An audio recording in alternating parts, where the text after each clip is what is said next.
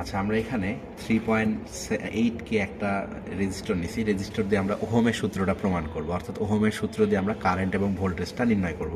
তাহলে এটা 3.8 কে, তাহলে এটাকে আমরা এইভাবে বসাই দিই ব্রেডবোর্ডে আমরা বসাই দেওয়ার পরে এবার কি করব, আমরা ব্রেডবোর্ডের এই প্রান্ত দিয়ে আমরা পজিটিভ প্রান্ত ঢুকাবো। অর্থাৎ আমাদের এখানে যদি চিত্রতে আসি, তাহলে চিত্রতে দেখা যাচ্ছে এখানে হলো একটা মানে কানেকশন দেওয়া আছে, এখানে একটা ভোল্টেজ সোর্স, এখান থেকে একটা রেজিস্টর দিয়ে অ্যামিটার দিয়ে বের হইলে আমরা এখানে কারেন্ট পরিমাপ করতে পারবো।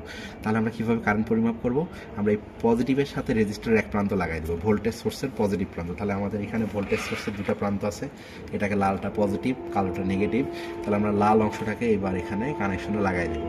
দেওয়ার পরে এইবার কি করব, এই প্রান্তটা রেজিস্টরের এই প্রান্তটা বের হয়েছে অ্যামিটারের পজিটিভ দিয়ে, অর্থাৎ অ্যামিটার আমরা বানাই নিব এটাকে অ্যামিটার কীভাবে বানানো যায়, অ্যামিটার বানানোর জন্য অবশ্যই আমাকে এই লাল অংশটা খুলতে হবে, পজিটিভ প্রান্তটা খুলতে হবে, খুলে আমাদের এই মিলি অ্যাম্পিয়ারে লাগাই দিতে হবে, মিলি অ্যাম্পিয়ারে। তাহলে আমরা এই মিলি অ্যাম্পিয়ারে লাগাই দিলাম, দিলে এখন কি হবে, এটা এখন আমরা কারেন্ট মাপতে পারবো। আর আমাদেরকে এটা ঘুরায়ে এটাকে মিলি অ্যাম্পিয়ারে নিয়ে আসতে হবে। তাহলে মিলি অ্যাম্পিয়ারে করে দিলাম। এবার আমাদের এই পজিটিভ প্রান্তটা আমাদের কি করতে হবে, এর সঙ্গে সংযুক্ত করতে হবে। তাহলে আমরা কীভাবে করব, ক্রোকোডাইল ক্লিপ ব্যবহার করব, এখানে একটা লাগাই দিব, দিয়ে এর আরেকটা প্রান্তকে আমরা কি করব, এই প্রান্তে লাগাই দিব। তাহলে কি হলো, পজিটিভ দিয়ে ঢুকলো, এই দিক দিয়ে ঢুকে অ্যামিটারের পজিটিভে গেল, এবার অ্যামিটারের নেগেটিভ, এটা কালো অংশটাকে বলবো আমরা অ্যামিটারের নেগেটিভ।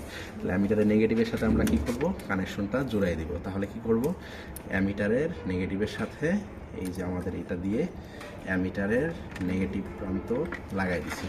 এবার কি করব, অ্যামিটার নেগেটিভ প্রান্ত দিয়ে যেটা বের হবে এটা ভোল্টেজ সোর্সের নেগেটিভ প্রান্তের সাথে লাগবে। তাহলে আমরা কী করব, কমন ওয়্যার বা নেগেটিভ প্রান্ত, তাহলে আমরা এখানে এটা লাগাই দিলাম। তাহলে একটা সার্কিট সম্পূর্ণ হয়ে গেল। এখন আমরা যদি মাপি তাহলে আমরা কারেন্ট মাপতে পারবো। তাহলে আমরা এই যে ভোল্টেজ সোর্স আমরা এখানে 1.7 ভোল্ট, আমরা এটাকে একটু চেঞ্জ করে 4 ভোল্ট, আচ্ছা 3 ভোল্ট করতে পারি। 3 ভোল্ট করলে এখানে আমাদের দেখা যাচ্ছে কারেন্টের মান 0.76 মিলি অ্যাম্পিয়ার, 0.76 মিলি অ্যাম্পিয়ার আমরা এখানে ভোল্টেজ সোর্স থেকে কারেন্টটা পেয়ে গেলাম। তাহলে আমরা এইভাবে কারেন্ট মেজার করব।